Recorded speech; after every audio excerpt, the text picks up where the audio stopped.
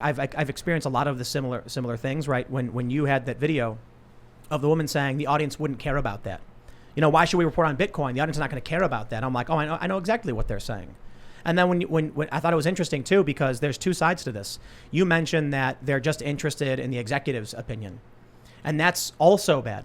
We don't want newsrooms where you have one executive saying, I just want propaganda from my worldview.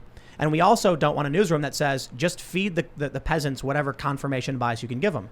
You want an eclectic group of real reporters with varying worldviews, seeking out the truth, seeking out information, and disseminating it. And that means often you'll have something that'll be offensive to Republicans or offensive to Democrats. Young people hate it. Old people will hate it. And then there will be a lot of things that people appreciate, a big expose and a corporate malfeasance. But when you have a CEO, you know what happens? When you have an executive sticking his finger in the editorial, I've seen it. They say, what's that story? There's a large soda company that's doing something wrong. Well, they sponsor us, so we're not going to report on that. And then they stick their finger into the news reporting and they shut down very important stories about corporate malfeasance. In the inverse, you have people saying, just tell the audience whatever they want to hear, and you can't have either of that. It's got to be about seeking truth and providing information whether people like it or not. Exactly. In fact, there's another big story that I have been trying to get out to viewers. There's a few things that I need to do to verify what's going on and get it out there. And I presented this story to my bosses a couple of months ago. I'm not going to go into detail because I'm still working on this story, but I told my bosses there's two people I need to track down on the ground. I need to just run into them and have a mic and, hey, so what's going on, And they said, absolutely not. They were just like, oh, what? Yeah. You're crazy. We would never just confront someone like that. It was like, what? Like, that is journalism. Yeah. Getting that person. This is a potentially very dark story. If what happened is true, that is dirty. Yeah. Luke's got experience with running up to people and. I mean, that's what it's real journalism. Going up to people, doorstepping them, asking them a question that's not scripted. Yeah. Everything we see on the mainstream media right now is carefully written, carefully scripted. Joe Biden gets pre-approved questions in front of him that he has cue cards for that he answers. There is. I can tell you and the only reason I can verify that. Yeah. And then I remember being at a lecture for Condoleezza Rice, and she was doing a Q&A allegedly from the general public, and she was asked questions. And then I remembered later that day watching the Jon Stewart show, because this was a few years ago, the same exact questions that allegedly came from the audience was what Jon Stewart was asking Condoleezza Rice in this pre-scripted interview that she knew all the right talking points to sell her book. She probably sent him the questions and said, "This is all you're allowed to ask me." And this is their book. This is all a big illusion. And I remember being there right before you went from Vice to Fusion and Disney. I remember I was like, Timmy, no, don't join the dark side. Don't do it. No. Wasn't Vice bad enough? I was like, I already had enough conflicts with Vice. There was some drama between me and them. We even shot a full skit about us testing less lethal weapons on each other. We sat down, got tear gassed together. We did a whole segment, ruined that, and then we couldn't even. No one even saw that video footage. Well, that's different. That was more like a major corporation that wanted to be cool, exactly, and didn't understand anything I told them. And what we did was really freaking cool. I was like, we want to go to a secure location where we can test out these police tactics in an open field. They brought us to a parking lot of McDonald's, and I'm like, we can't do this here. Like this, you can't release tear gas in a parking lot. Like, what are you doing? Yeah, the feds showed up. It's a long, crazy story. That's exciting. It was wild. But what you experienced happening to you, the kind of golden handcuffs, happened to a lot of people, whether it's Philip Donahue, whether it's Jesse Ventura. There's a lot of people reporting how they get bought out by big companies and all they have to do is not do anything. Right. Guys, when you said golden handcuffs, I was like, what a concept. That I almost felt in some ways like that's been something that's been happening to me. The more I push back internally, I started aggressively pushing back against my bosses on these things. Like, I lost all fear of confrontation with my bosses. When I saw the depths to which they stooped late last summer, I was like, okay, I don't want to be a part of this company anyway, so I'm not going to tiptoe around my bosses. And I started to call them out every chance I got. Every time they did something sketchy, I would call them out. And what started to happen is I started to get any day off that I wanted. I got 2 weeks off over Christmas and New Year's, and I never have to work weekends. Yeah. It's just So I don't want to ask you to answer this about you personally, but would you say that these local newsrooms in general, on average, pay well? in Houston, it's a decent amount. I mean, it's not Like relative tons, to but the, it's not low. It's probably more than most people make. right. That's what I'm wondering. You know, for like somebody who lives in the Houston area, maybe they're a trades, they work a trade of some sort, or maybe they have, you know, they drive Uber, or they maybe work at a Walmart or something. Maybe Yeah, they're a we're manager. definitely making more than those people. Yeah. This is what I find really fascinating about the whole thing is it's almost like the whole system relies on you just recognizing that you are a privileged elite and you don't want to leave the club, right? I walk into Vice when I first started there. A lot of those people got paid really poorly, let's be honest. Like Vice didn't pay all that well. They were notorious for it. But there are many news outlets in New York. I shouldn't even call them news outlets. They pay an insane amount of money. 60 grand to write listicles about, you know, like different hamsters they saw on the internet. It's like, why are they getting paid so much per year when the guy who cleans the toilets gets paid a third of that or half that?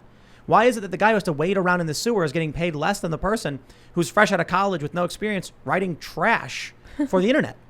I think it's because control of information is extremely important. So they want people to look around and say, I don't want to be a garbage man. They do, like, I mean, this is what we hear when we grow up, right? They say, oh, if you don't go to school, you could end up being a garbage man. My dad never told me that. He said, garbage man might be very happy. He probably makes great money, better than the guy at McDonald's. McDonald's guy's probably happy too. Who knows? Some people probably aren't happy. Happiness has nothing to do with that. So I found that, you know, interesting. But I think about how we teach our kids this. You don't want to be a burger flipper. You don't want to be a garbage man. Then all of a sudden, these people, they get this privileged access where they're getting paid a bunch of money to do basically nothing. It's not real work. I'm talking about New York blogs. I'm not talking about actual journalism. They don't want to leave that club. They don't want to step out of line. There's money to be made. So golden handcuffs works in a couple different ways. When you get a contract, they tell you, hey, we're not going to use this story every single time you get one. No, we're not interested. No, we're not interested. Have a nice day. Then they just basically, you end up sitting in the corner of an office, getting paid decently, doing nothing. Yep. The other kind of golden handcuffs is more of the peer pressure kind, where it's like, well, you're not a bigot, are you? You agree with us, don't you? And that is what is prolific in TV news. The wokeness? The like, oh, you're not. It's basically, you're not right wing at all, are you?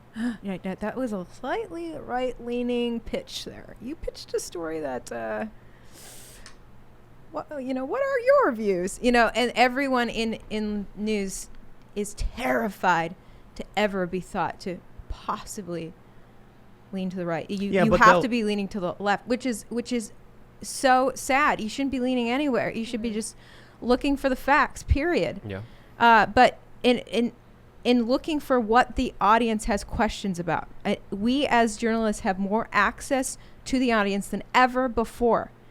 We get to just look at our own social media comments and see what the audience cares about and what they want answers to.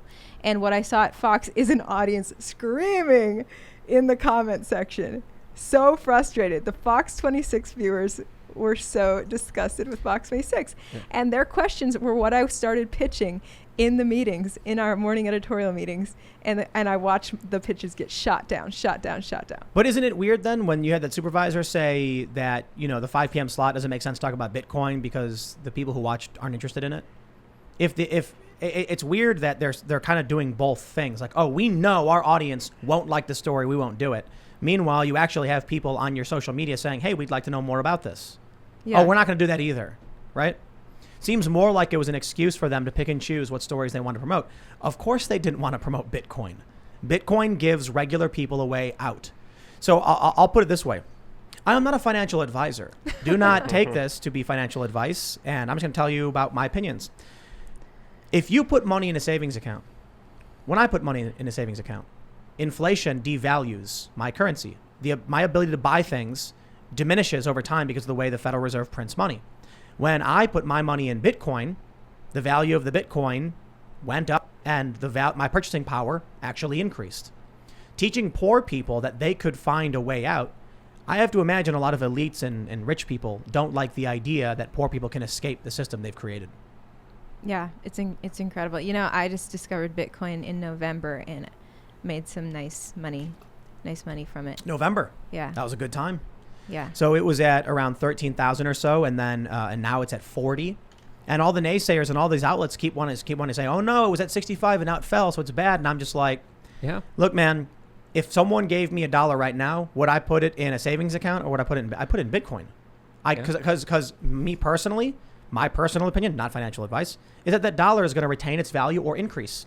I put it in the savings account, it's going to inflate and become worthless. Exactly. But Tim, poor people getting rich is a big no-no. We can't allow that. We can't allow people to have their own individual economic freedom and sovereignty through cryptocurrencies. That's it. Yeah. It's not about getting rich. Yeah. It's about if I work, the value of my labor is retained. Exactly.